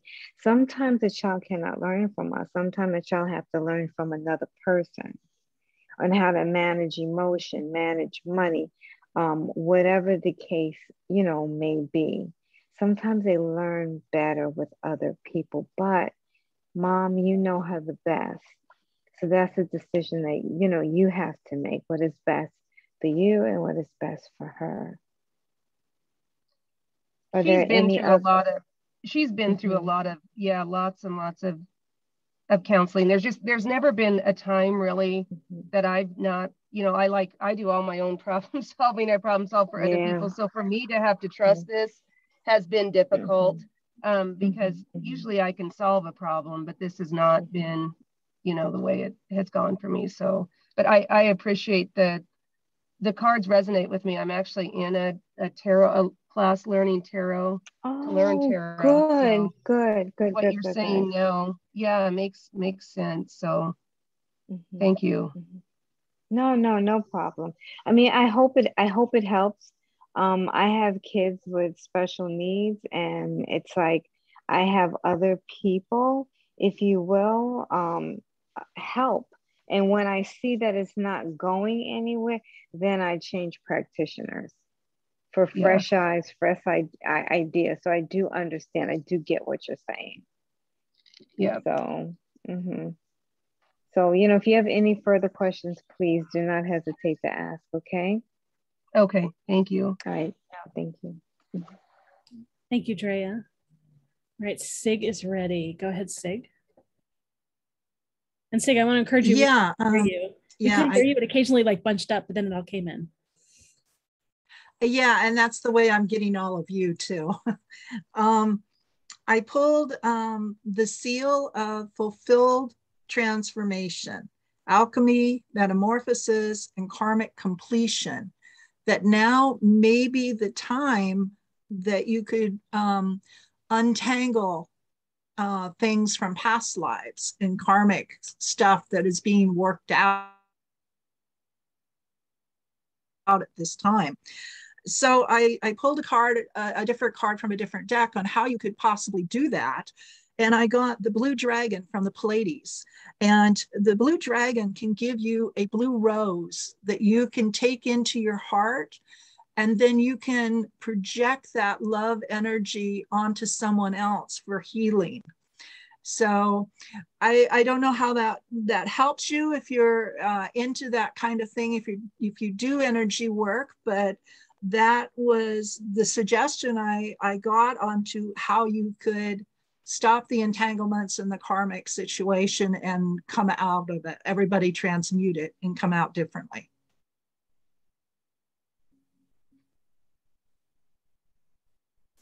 All right, great. Just Irene, if you had any comments about that, totally optional. Going to say I have been drawn to dragons for the last couple of weeks, and I actually just purchased like a dragon statue, so the dragon does resonate with me. Great. Okay, great. Thanks, Sig. All right, practitioners, anyone else want to share? Julia or Gio?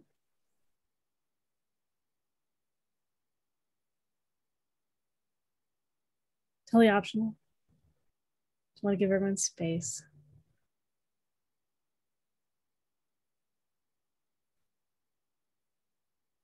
Okay, great. And I guess I just can. Yeah, I want to add just a little something. I think Drea's Kendara, just if you could wait for a moment, I just wanted to check in first. Of like, I was going to ask you, is there anything that we might ask the practitioners to see? Is there anything else that we can like to prompt anything from them? But like, so if I don't want to pick on you because you're connected to me. So I just said, Gio, did you pull any cards? Do you want to? Like, did you feel moved to or anything? I just want to check of like, yeah, to give you an opportunity if you. Yeah, okay. You're muted. Yeah, just Kendara, if there's anything else you want to share, I want to prompt them first. Oh, absolutely. No, if I can think of anything useful to say, I'd jump in. So. Okay, you don't pull cards.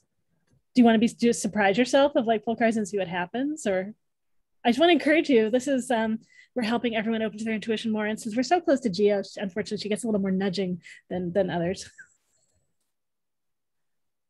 Yeah, but well, I don't have a certain gift that some other people have. Well, what if you could, what if you putting me on the spot isn't going to create it? Okay. I have to feel comfortable about something before I want to talk about it. Okay, sure. We're just wondering if the cards were your friends and they might help you, but okay. I don't know. That's great. And Julia, did you want to share anything? Just you have an opportunity if you want to.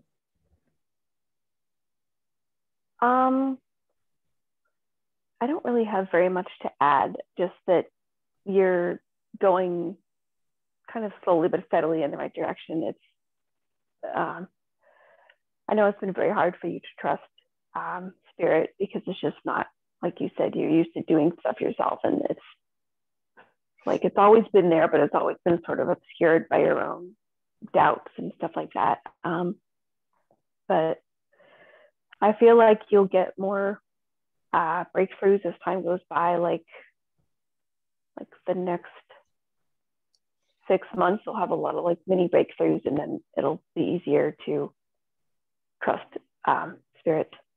But thank you. Okay, great. Thanks, Julia. All right. Yeah, if you all don't have anything else, Kendara, go ahead. Oh, this is just really brief. I think you're on the right track, but I was focused on what Drea said. If your practitioner isn't working, just go to someone else. And I thought that's really prime good advice. And that's all I really wanted to add. But it was a really good tip. And Kendara, I want to leave it just a little open for you too. Like I feel moved a little bit, like if the two of us want to share a little bit more. So go ahead if you want to share a little bit more. Well, okay, thank you.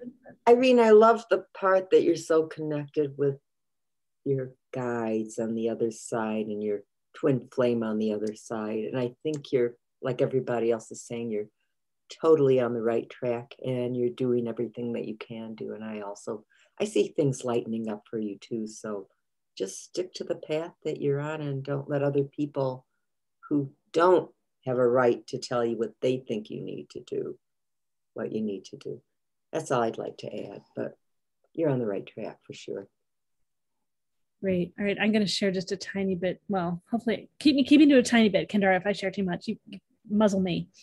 You didn't mention your daughter having any other supportive parent. Is there anyone else in the picture?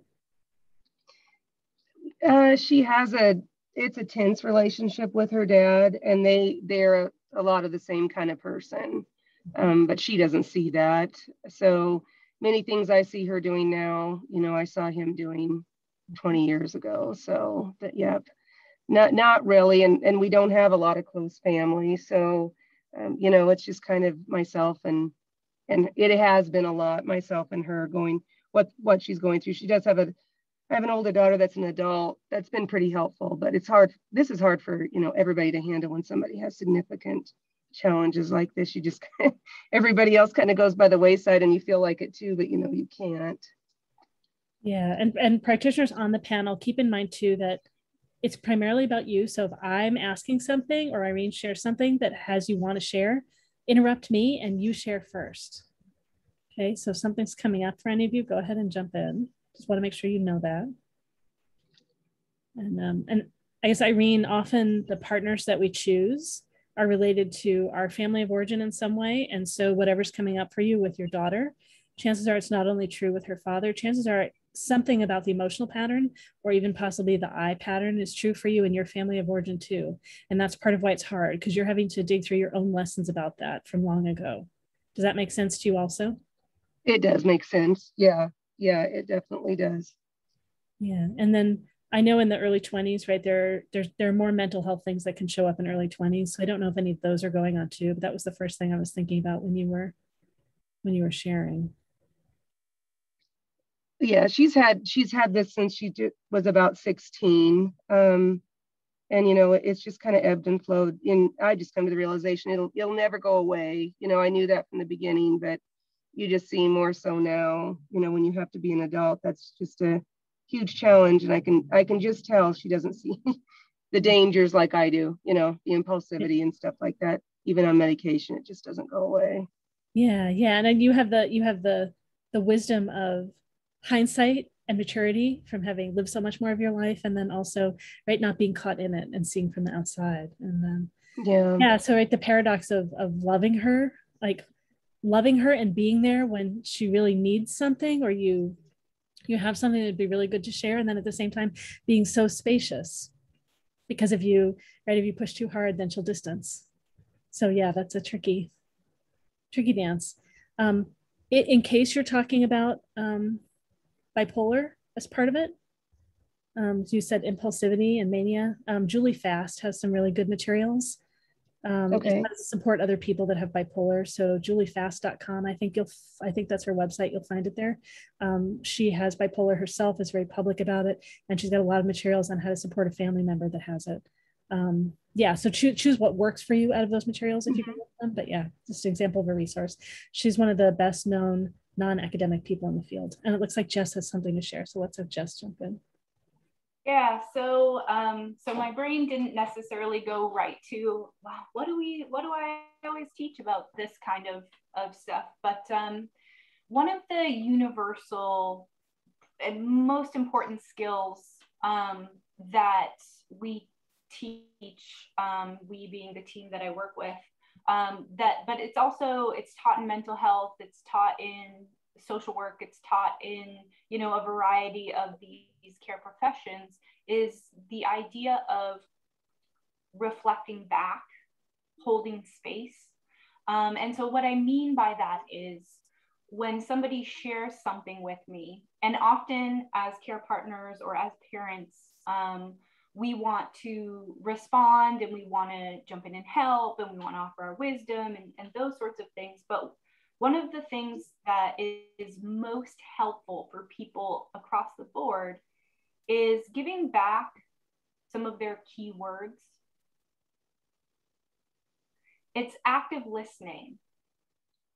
And when we're upset or we're frustrated about something and we're sharing, or we've got ideas that we're sharing, do we want people to jump in and fix, or do we want people to pop back in with their take on things, or do we want them to just kind of hear us out, right? So part of our challenge a lot of times is pulling back on our 2 cents or what have you, and instead just giving back what they shared. And it's amazing how that really just helps people to feel validated and supported.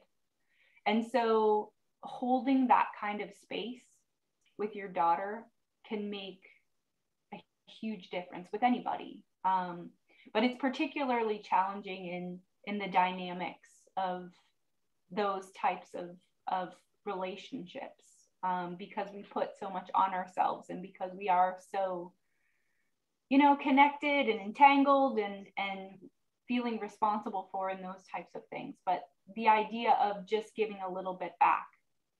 And if it would be helpful, I'd be happy to demonstrate an example of that in this moment, if you feel like that would be supportive. Is it kind of like motivational interviewing where you repeat back what the person says, the active listening and validating where they're coming from? That makes a lot of sense. I'm not familiar with motivational interviewing, but yeah, that idea of kind of summing up what they just stated with a few of their keywords or in slightly different words. Yeah, so, that's very helpful. I mean, yeah, I'm familiar with the active listening, and you just, you don't, unless you take the emotion out of what you're dealing with, you don't think about that. You've got to, you know, kind of take yourself on the outside of it and then just think about this. And that is a very, very hard thing to do, because, you know, obviously with people that you're, you know, that you love and care about, taking the emotion out of something is very difficult. But I very much appreciate that perspective, because that's not I want to solve the problem, just like what you were saying.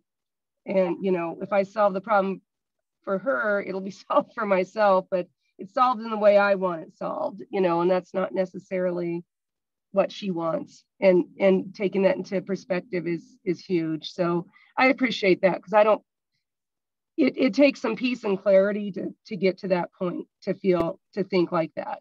It really does. And what I would also add is it becomes steps in the process of being able to support, because when you take that time to create that space, it really does not just create that space for her, but for you as well. And then it allows for these shining moments for your wisdom to come through. Because when we're not coming from that regular space of reacting to what that person is sharing with us, but instead we're just sitting with it, it builds rapport for her to feel like, okay, I can come to you and I can share and I can just vent and that sort of thing. And then it also allows you to pick your moments to share your nuggets, right? Yeah. And also from a more centered space where you don't feel like you need her to hear it, but instead it's an offer. And then she can take it and then she can go back and she becomes receptive to that message in her own right. And so, yeah, it is. It's a really tough thing. It takes conscious awareness for sure. But it creates space for both of you to come together in these meaningful moments. So. Well, I really appreciate that. And actually, all of the insight and information I've gotten tonight, I mean, it supports what has been going on. I mean, this round with what we've been dealing with, because the energy work was, I mean, I got interested in that about in the summer, and it just kind of started up with an interest for me. I mean, I've known energy, but I've not gotten fully into energy work. And then this fall has been, or this late summer has been challenging. So what you're saying now, I mean, everybody has said resonates really with what has kind of been creeping into my realm anyway. So it definitely lets me know I'm on the right track. So I very much appreciate that and the insight here. So some of these things I I know, but I don't practice or don't do, and it gets you back to grounded to a base. So yep, thank you very much. Oh, you're so welcome. I want to say too, like the big thing is that your daughter has to be willing for things to work. And so you continuing to focus on your own path and growing yourself and focusing on what you're passionate about, that's the best way to really demonstrating being healthy and having her be attracted to you. That's really some ways one of the best ways to help her and to help you be in the best space to help her. Yeah, thank you. I appreciate that. You're so welcome. I put the information in the chat too again about how to pay. Thank you so much for jumping in and asking a question. I did pay. Let me know if you didn't get it, because I went through. Did you? Oh, that's great. I didn't look at everything yet. So yeah, I'll go take a look. Thank you so much. Okay, I want to make sure I did that right though. I've not used that particular thing before. No, it's so great. Yeah, just let me know if you didn't. Oh yeah, I got it. Yeah, thank you so much. I see it. You did. Okay. All right, great. Thank you. All right, we got someone else joining in here at the last minute. All right, well, let's see. So we are just getting ready to wrap up actually. Oh, thank you everyone for being here today and holding space, and the three of you for asking questions. I guess in Kendara, was there anything else you wanted to say just in completion of that one too? I think that was really good, going your own path. I think it's complete here. Good comments. So nothing else to add really. Thanks, Kendara.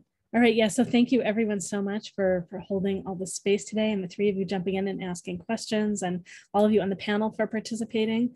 I'll say a little bit about our upcoming events, and then we'll have everyone on the panel introduce themselves again. So all the information about you, what you offer is in the recording too.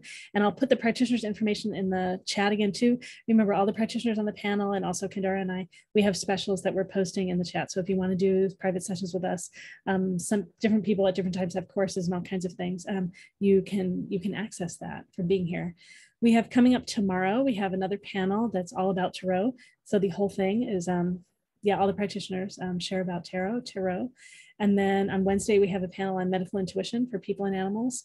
And then on Thursday, October 14, we have a learning circle, where several practitioners will be offering exercises for helping open and expand your intuition.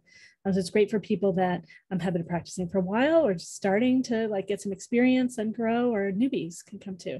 That's great. Oh yes, and I will add a special to that over there before I paste.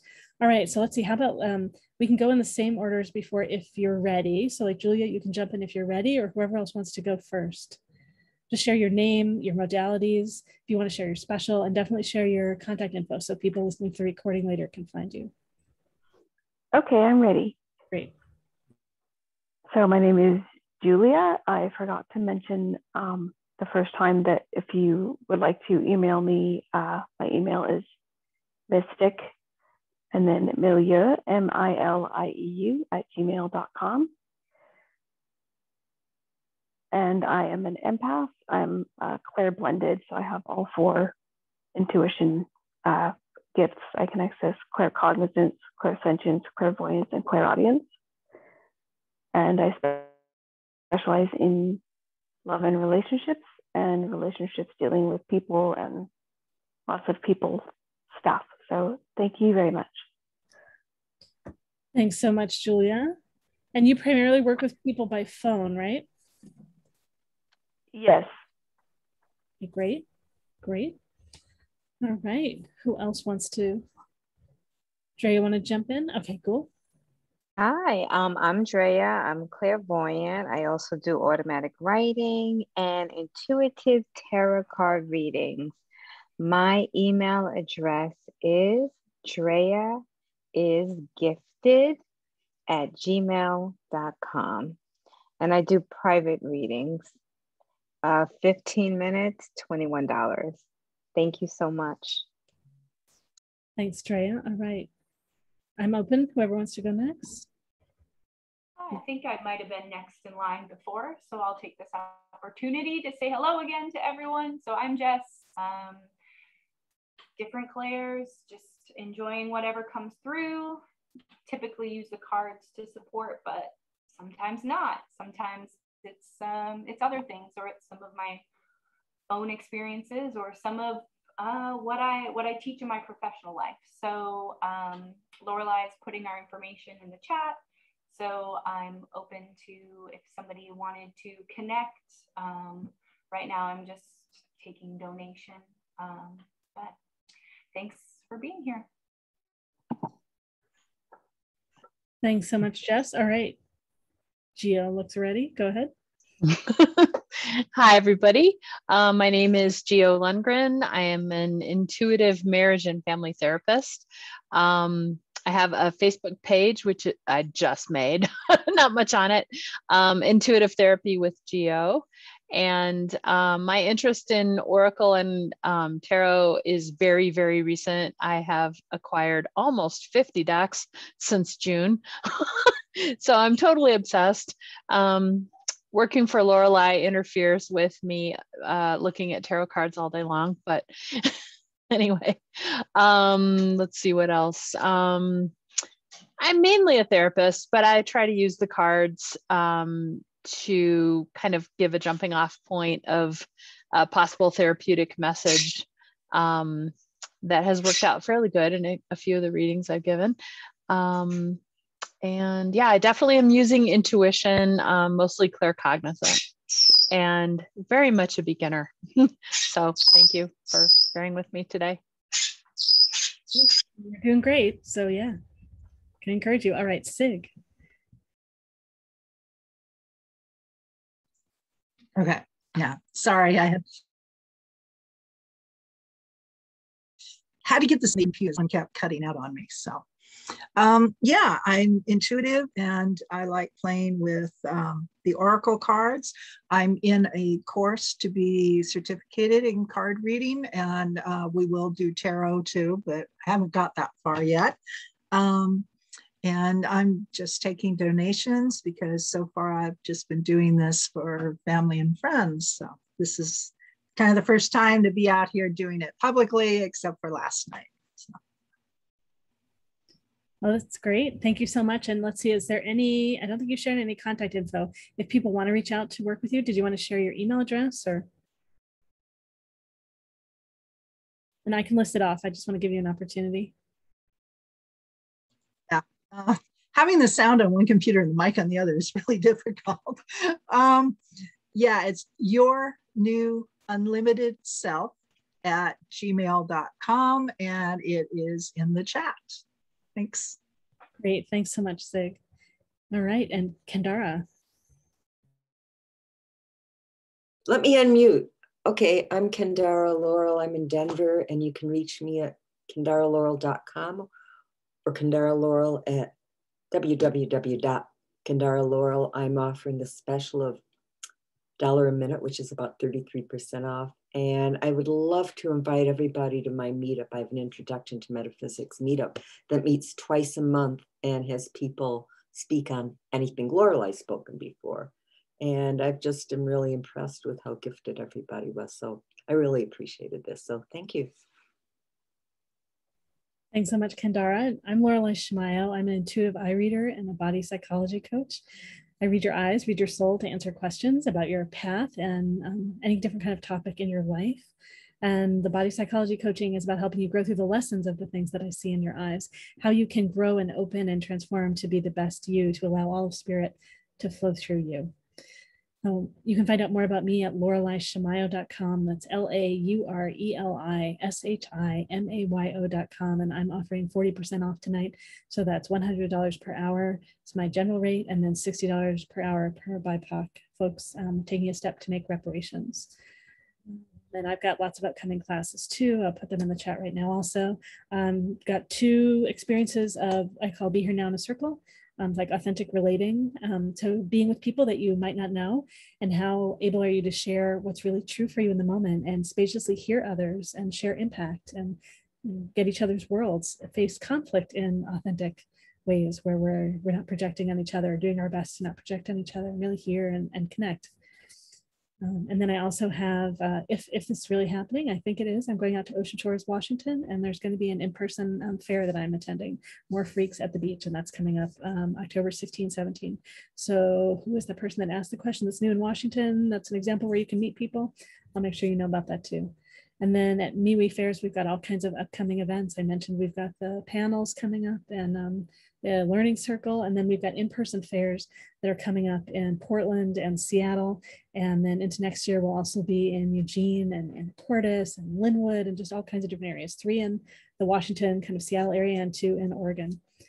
We look, and we have lots of fairs and all kinds of other things coming up here with MeWe fairs, and that's MEWEFAIRS.com for all of the different MeWe fairs events. And we get to see Gio's, one of her birds is in the camera now, so joining us. That's great.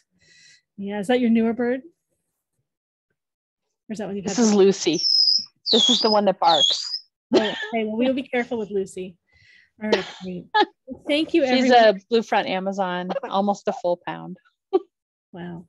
Yeah, she's big. Well, thank you everyone so much for being here, for supporting our journey together. I know Julia just popped off, but thank you everyone so much. This has been lovely being together, and practitioners, if you stay for a few minutes, we'll chat on the panel afterwards. And yeah, thanks everyone for doing this with us.